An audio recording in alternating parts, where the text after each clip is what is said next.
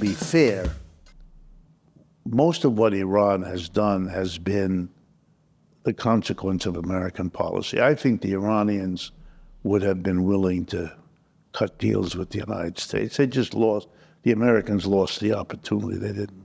When Trump canceled the arrangement with Iran early in his thing, that was a terrible misjudgment, and that has been kept going.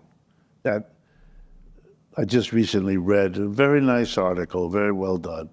You know who Zbigniew Brzezinski was? The advisor to Bush and the others. Big Polish, but American, big anti-Soviet. His whole thing before he died was the importance of the United States making an arrangement with Iran. And his great enemy were the neocons who wanted to destroy Iran.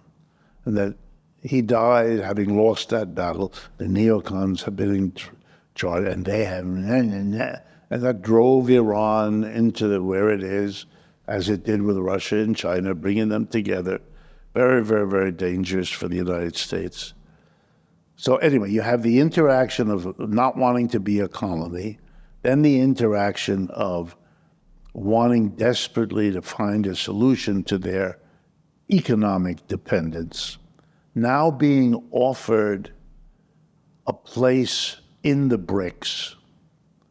The Israelis unable or unwilling to try to find a place for themselves in the BRICS means that they're on the edge or out of it altogether.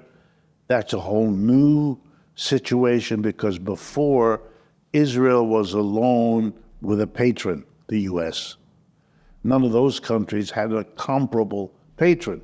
Even if you had a patron of Russia, which they didn't, but even if you had it, remember what I told you. Russia is this economically, the United States is this. If you remember those numbers, Russia with a 1.5 trillion, United States with 23.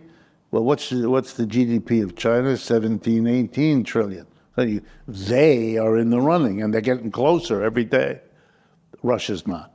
And with Russia and China together and Iran, then you have them as the patron.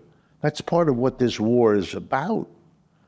That patron is becoming important for all the smaller countries. They all, Lebanon, Syria, Iraq, they're looking and they're seeing Egypt, Iran, Saudi Arabia are now with Russia. They know where their future is. Right there it is, right in front of you. You have to come to, and they're doing it. They're applying. They want to get in there. That's leaving Israel more and more